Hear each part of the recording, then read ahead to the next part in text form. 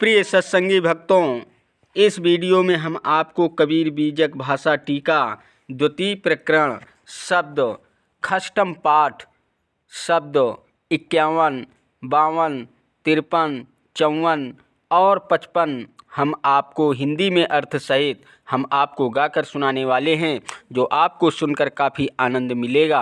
Video के last देर तक जरूर बने रहिएगा ताकि आपको सारी जानकारी सही तरीके से मिल सके, और बेल वाली घंटी दबाना मत भूलें ताकि आपको सारी नोटिफिकेशन हमेशा मिलती रहे। तो प्रिय भक्तजनों सुनिएगा, जरूर सुनकर आपको आनंद मिलेगा। अब बुझ बुझ पंडित मन चित लाए, कबहि भरली बहे कबहि सुखाए।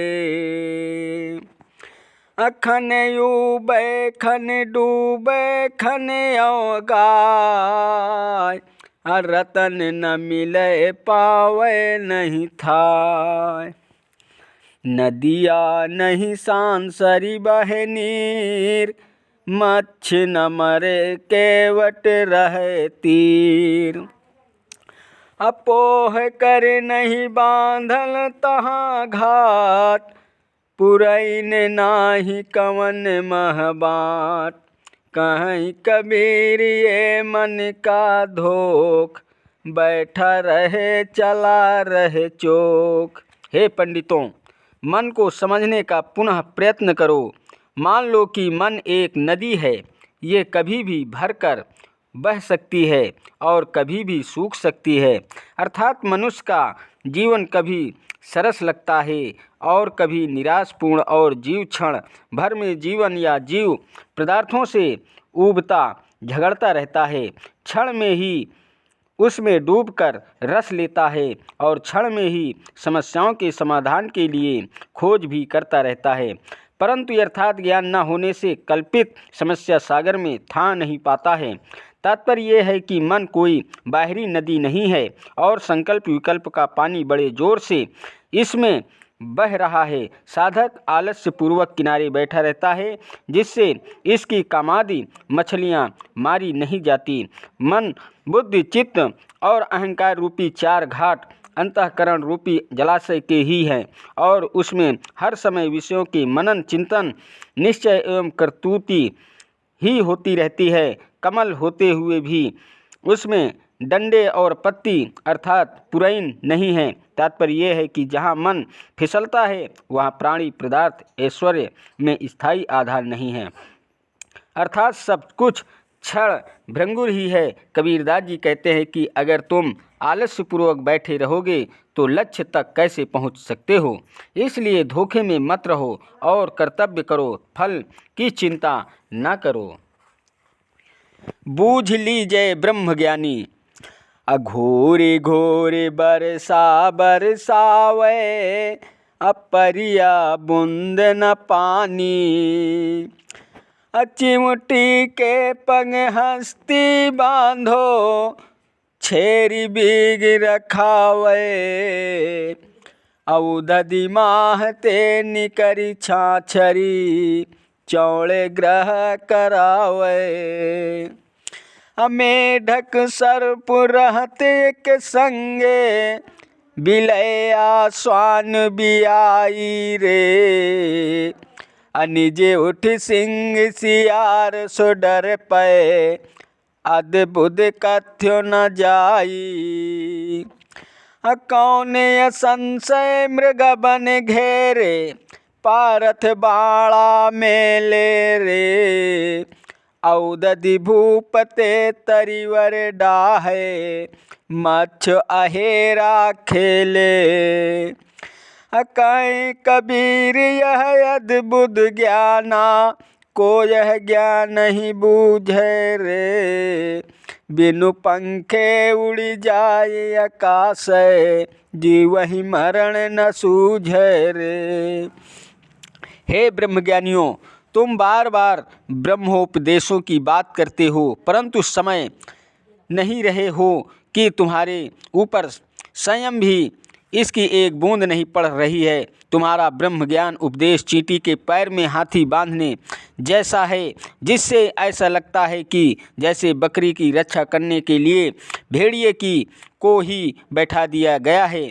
यही नहीं, तुम्हारा ब्रह्म ज्ञान उन मछलियों के समान है जो समुद्र से निकलकर मैदान में अपने लिए मकान बनवा रही है। अर्थात आश्चर्य ही आश्चर्य और भ्रम ही भ्रम तो है। मेढक और सांप एक साथ रहते हैं, और बिल्ली के गर्भ से कुत्ता पैदा होने लगा, और तो और सिंह स्वयं प्रतिदिन शिकार के डर से भयभीत रहता है। तात्पर्य यह है कि इतना घोर आश्चर्य जिसे कहा भी नहीं जा सकता। कबीरदास जी कहते हैं कि मन रूपी मृग वाणी एवं संसार के जंगलों से घिरा हुआ है, और ब्रह्मोपदेश उस पर ब्रह्मोपदेश रूपी बाण लगातार चला रहे हैं, और ये संशय रूपी समुद्र मनुष्य रूपी संसार में ही पैदा हुआ है। फिर भी यह मनुष्य से उसी प्रकार जल रहा है जैसे समुद्र का खारा पानी पड़ जाने से पौधे जल जाते हैं। अर्थात मनुष्य के मन से निकली माया रूपी मछली मनुष्य के ऊपर ही शिकार खेल रही है।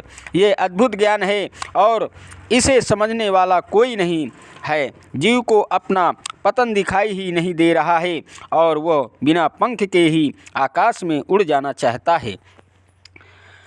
अवै बिरवा चीन है जो कोई, जरा मरण रहित तन होय। अबिरवा एक सकल संसारा, पेड़ एक फूटल तिन डारा। मध्य की डारी चारि फल लागा, शाखा पत्र गिने को वाका। बेली एक त्रिभुवन लपटानी, बांधते छूटे नहीं ज्ञानी। कहीं कबीर हम जात पुकारा, पंडित होए सो ले बिचारा। कबीरदास जी कहते हैं कि संसार रूपी वृक्ष की वास्तविकता को जो पहचान लेता है वो वासना त्याग कर बुढ़ापा, मृत्यु और जन्म मरण के चक्कर से मुक्त हो जाता है। संसार रूपी इस वृक्ष में रज, सत और तम नामक 3 शाखाएं हैं। मध्य की सत शाखा में धर्म, अर्थ, काम, मोक्ष 4 फल लगे हुए हैं, और इस सांसारिक वृक्ष की अन्य उपशाखाओं एवं पत्तों को कौन गिन सकता है। इस संसार रूपी वृक्ष की एक ऐसड़ा अर्थात इच्छा रूपी लता है, जो कि ऊपर नीचे मध्य सभी लोकों में या सबके मन में लिपटी गई है। इसमें बड़े बड़े ज्ञानी भी बंधे हुए हैं और छूट नहीं रहे हैं। कबीरदास जी कहते हैं कि मैं पुकार कर कहे जा रहा हूँ, जो पंडित एवं ज्ञानी एवं विवेकी होगा वो इसका विचार स्वयं कर लेगा। साईं के संग सासुर आई, असंग न सूति स्वाद नहीं मानी। गयो जो बन सपने की नाई। जना 4 मिली लगन सुधाए, जना 5 मिली माड़ो छाए। सखी सहेलरी मंगल गावें, सुख दुख माथे हरदि चढ़ावें। नाना रूप परी मन भांवरी, गांठ जोर भाई पति आई। वर्घा दे लय चली सुआसिनी, चौके राण भई संग साई। भयो विवाह चली बिनु दुल्हा, बाट जात समधि समुझाई।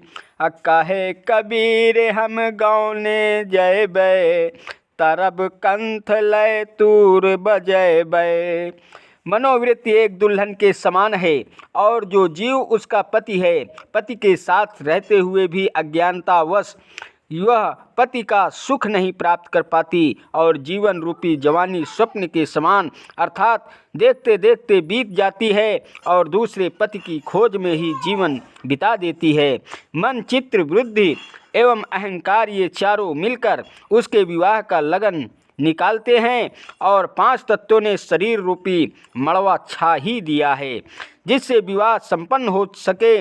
5 ज्ञानेंद्रियां सखी सहेली हैं, जो विषयों के राग रंग एवं सगुण उपासनादि के गीत गाकर मनोवृत्ति रूपी दुल्हन को बहिर्मुख करती है और सांसारिक सुख दुख रूपी हल्दी उसके मस्तक पर मलने लगती है। नाना प्रकार के भोगों तथा कल्पित देवी देवताओं के संस्कार मन में डालकर मनो 7 फेरों की रस्म पूरी की जा रही है। परंतु मनोवृत्ति रूपी दुल्हन अपने अज्ञान रूपी भाई के साथ ही रहना चाहती है और उसे ही पति मानकर विश्वास करती है। भ्रामक वाणी रूपी अर्घ्य देकर पति परायण बने गुरु लोग मनोवृत्ति रूपी दुल्हन को परोक्ष ईश्वर के कल्पित भवन में ले जाकर बैठा देते हैं, मगर देववेदी में बैठी हुई दुल्हन पति विहीन अर्थात राण हो जाती है, जबकि आत्मदेव रूपी पति उसके साथ ही है। परंतु वो तो बाहरी पति खोज रही है और वो नहीं मिला, इसीलिए स्वयं को राण समझने लगी और बिना पति के ही चल दी। रास्ते में उसे समधी आदि ने समझाया, अर्थात भक्ति मार्ग में चलते हुए साधकों की मनोवृत्ति को गुरुओं ने समझाया कि तुम व्याकुल न हो, बल्कि प्रेम लक्षण भक्ति से ईश्वर की प्राप्ति होगी और मरने पर भी स्वर्ग ही मिलेगा। कबीरदास जी कहते हैं कि ये सब बातें सुनकर मनोवृत्ति रूपी दुल्हन उत्साहित होकर ये कहकर खुश होती है कि गौना आने पर पति अवश्य मिलेगा, इसलिए बाजा गाजा बजवाते हुए गौने अर्थात भगवान के धाम जाएगी और पति परमेश्वर के साथ रहकर धन्य हो जाएगी। नर को ढांढस देखो आई, अकछु अकथ कथ्यो है भाई। सिंह सार्धुन एक हरि ज्योतिन, सीकस बोइन धान रे। बन की भुलैया चाखुर फेरे, छागर भय किसाने। छेरी बांघे ब्याह होते हैं, मंगल गावे गाई रे। बन के रोज धरी दायज दीन हो, गोहलो कंधे जाई रे। कागा का पर जोगन लागे, बकुला कृपहि दांतए। माखी गुण मुड़ावन लागी, हमहु जाब बरात रे। कहीं कबीर सुनो हो संतो, जो ये पद अर्थावे रे। सोई पंडित सोई ज्ञाता, सोई भक्त कहावे रे। कबीरदास जी कहते हैं कि मनुष्य का साहस तो देखो, इनसे अनेक आश्चर्यजनक कार्य किए हैं। इसने सिंह और सार्दून पक्षी को एक साथ हल में जोत दिया और ऊसर में भी धान बोया। जंगली लोमड़ियों ने निराई का कार्य किया है और बकरे किसान बन गए हैं। तात्पर्य यह है कि जीव रूपी सिंह को मान्यता रूपी सार्दून पक्षी के साथ जोतकर शक्ति रूपी बीज को निरर्थक किया है, अर्थात ज्ञान सिखाने लगे और बकरे जैसे कायर लोग धर्म की खेती करने लगे। यही नहीं, बकरी और बाघ का विवाह होने लगा, गाय मंगल गीत गाने लगी, जंगली लील गाय दहेज में दी जाने लगी और विषैले सर्प अर्थात डोली ढोने लगे। दूसरे शब्दों में जीव रूपी बाघ का माया रूपी बकरी के साथ विवाह होने लगा। गाय रूपी इंद्रियां मंगल गीत गाने लगी। मन की चंचलता जो कि लील गाय जैसी है, दहेज में दी जाने वाली, और अज्ञानी गुरु अर्थात राग द्वेष से युक्त लोग जीव को तारने के लिए अपने कंधे पर भार उठा लिए हैं। कबीरदास जी आगे और बता रहे हैं कि कौवे कपड़े धोने लगे और बगुले दांत किटाकर कपड़ों में इस्त्री करने लगे और मक्खियाँ मुड़ाकर बारात जाने के लिए तैयार होने लगे। प्रिय भक्तों, वीडियो अगर पसंद आया हो तो वीडियो लाइक और सब्सक्राइब कीजिएगा। चैनल पर नए हैं तो बेल वाली घंटी दबाना मत भूलें ताकि आपको इसी प्रकार की नोटिफिकेशन हमेशा मिलती रहे। धन्यवाद।